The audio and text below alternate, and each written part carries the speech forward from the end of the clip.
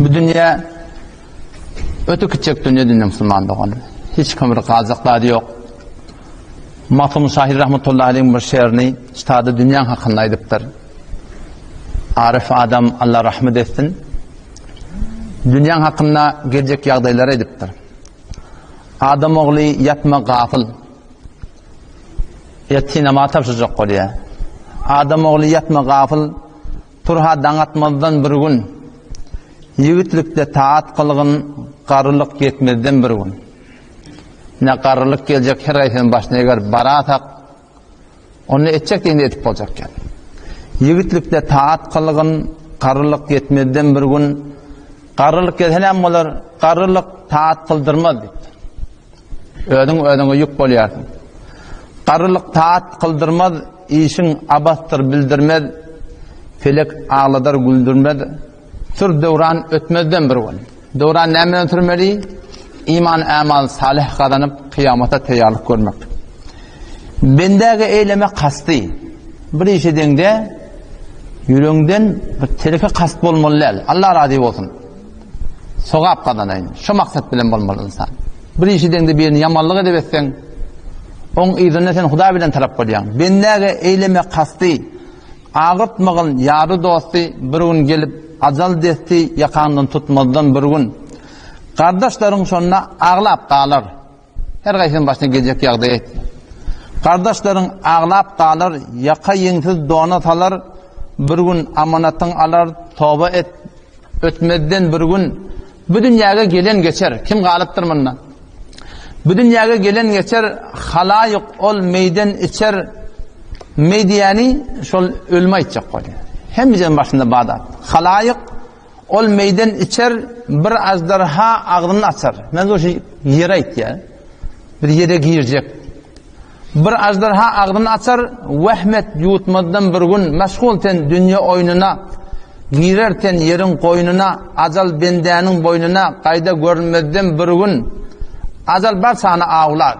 Hiç kaytimiz sonundan çıkıp kaçıbilecek gel.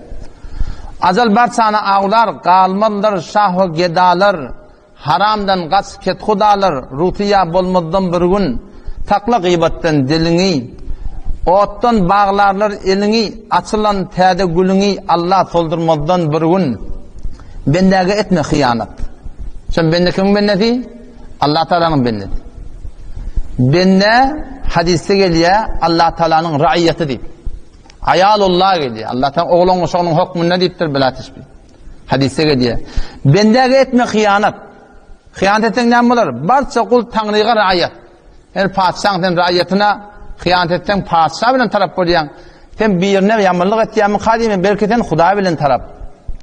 Bendege etme hıyanat. Barça kul Tanrı'ya raiyet. Bu sözde bar hadis ayet fehmeyle ölmezden bir gün tur seher Tanrı'ya yığılar. Hak'tan dilep, hak deyip yüreğini dağla. Tövbe yüfün mühkem bağla, kabrına girmeden bir gün. Maktumuli doğru söyle. Ömrün gelip geçer böyle, zinhar yaş uluyun tıyla, başın göre girmeden bir gün. O Müslüman doğun, dünyada bir haytı bir yağdaya baramızda da, haytı bir derece baramızda da, haytı bir makam mensebin iyeti bolamızda da, şu dünya bizden kalacak. Meni tenke bir ededi del, dünyada bir adamı da yok, avrayımı da yok, şöyle bir makam yok, mensep yok, riyasat yok. Dünyada ne kadar adamlar geçiptir, dünyanı fethediptirler.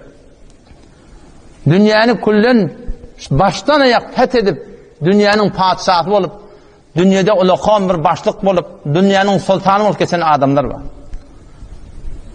Ulakon birinin adı kim? Cengiz.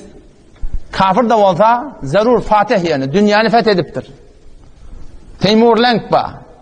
Adı Müslüman da olsa köpten köp adı Müslümanı kırıp onu şeyle bir atlı bir beter bir haka adam der ne medar yala.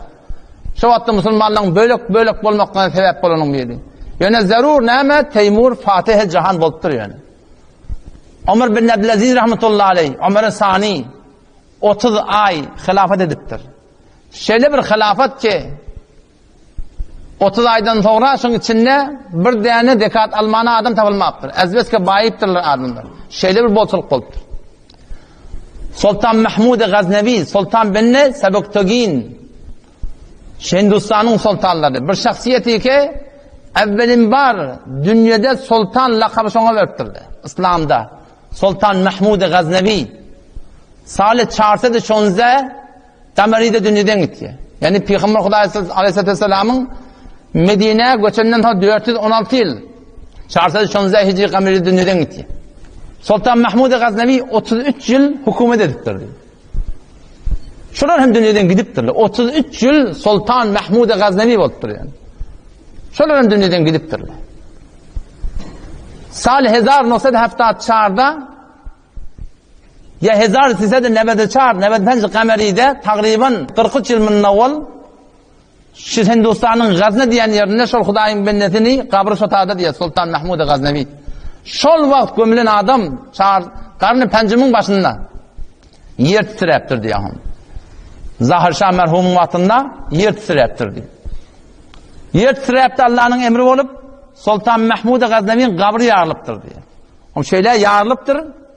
Bu nimet bunu önkütü alak temir edip koymasak olacak ki buna su girecek, tuş girecek, nemi girecek belli de çareğini töküdüp atıptırlı diye kabir.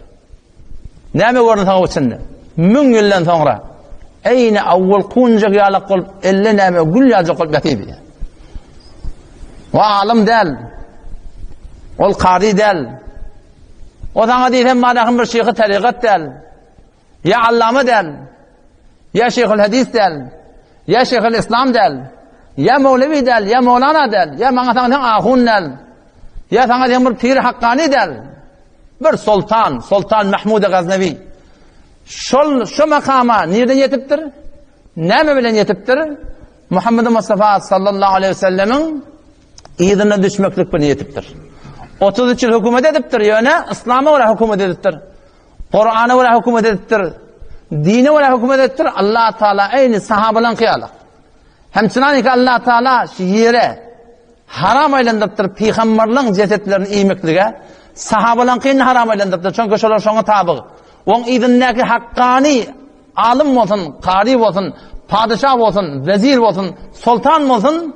Eğer bağın Allah'ın razı edikten adam olsa, şol adamdan da cesedini Allah Teala yere iymeklige haram ediptir.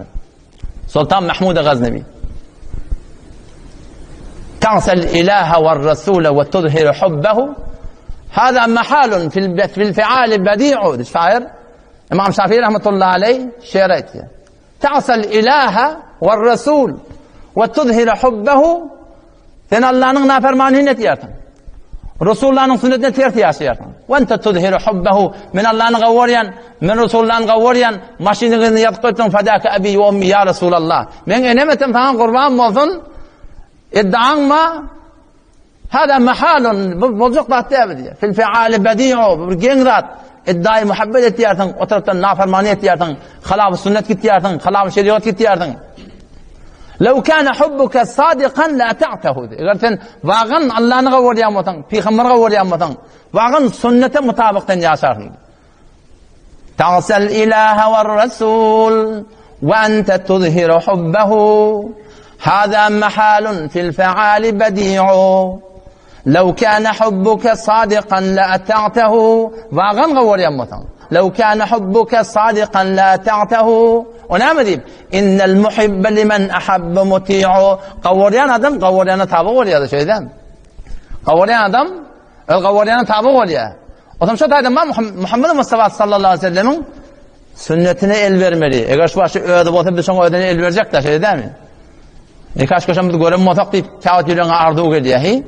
Ama şu konuşan sünnetler diyeri. Sünnetler zayinna.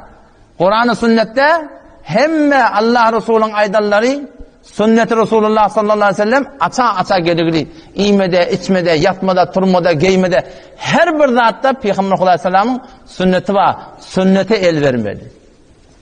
Ammenetin Allah'ın mehbubu olacak.